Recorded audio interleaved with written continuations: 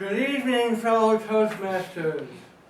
Welcome guests, Mr. Toastmaster.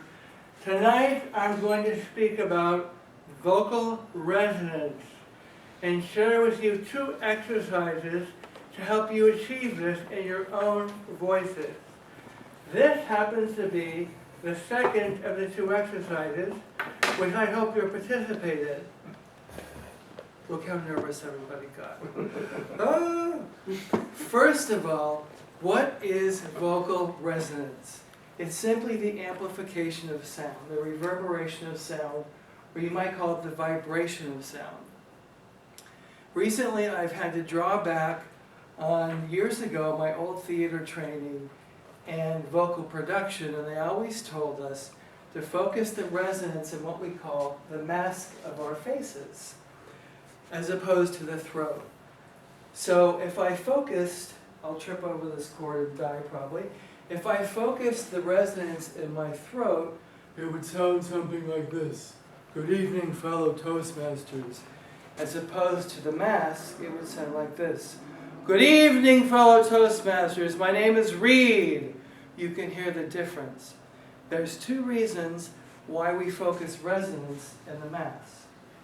One, because it's the starting point for projection.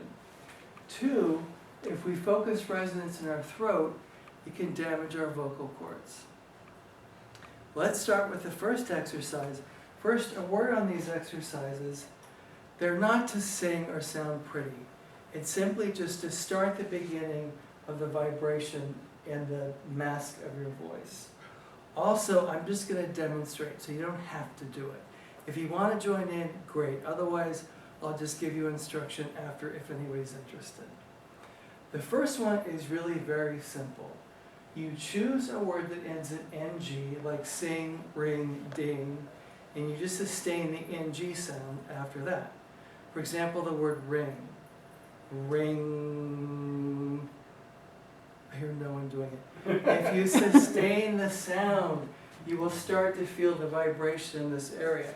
It's a little bit at the beginning, but the more you do it, the more you'll hear the vibration. And once you establish that, you can play with your voice. You can play with rate. Ring, ring, ring, ring, ring, ring, ring, ring, ring, ring, ring. You can play with variety and pitch. Ring, ring, ring, ring, ring, ring, ring, ring, ring, ring. Again, it's not about singing or sounding pretty. It's just to play with variety and rate, pitch, and start to feel the resonance and the mask of the voice. The second exercise is a little more difficult. I learned it from an opera singer 30 years ago. It has to do with the top front teeth. I'm walking around this thing like it's a phone booth. The front top Visiting teeth. hours for adult services are over in 10 minutes. Thank you for your cooperation. That's wonderful projection. I love it. The front top teeth, you take the tip of your tongue. I know it sounds crazy, but it works.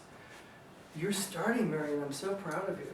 You take the tip of your tongue and place it on the top of your front teeth like this. You simply slide the tongue to the back side of the front top teeth where you brushed. You simply slide the tongue to the gum line where the top of the teeth meet the gum line. And this is a picture, it's hard to see. There we go. It's a little bit bigger. So you know I'm not the only crazy person that does this in the world, just so you know.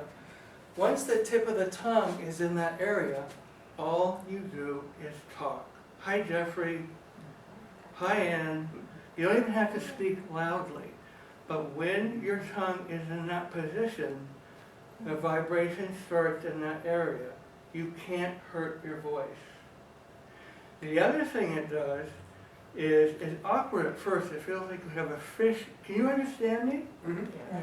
When you start this exercise, you talk to someone, they won't be able to understand you. It forces you to move your mouth, which helps with what? Diction. Exactly, articulation. The more you do it, the more it will help your articulation. The other reason this exercise is good is to help with variety of volume. Hello, hello, hello, hello, hello, hello, doesn't strain my voice because the tongue is in that position. This is a great exercise. I understand it's awkward and weird, but it's a gold mine.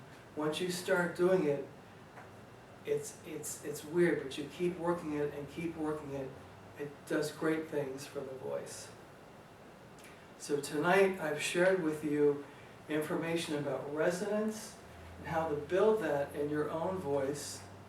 And I've shown you 2 exercises that you can use to build resonance in what we call the mask, and ways that you can play with those exercises to develop variety in pitch, rate, and volume in your voices.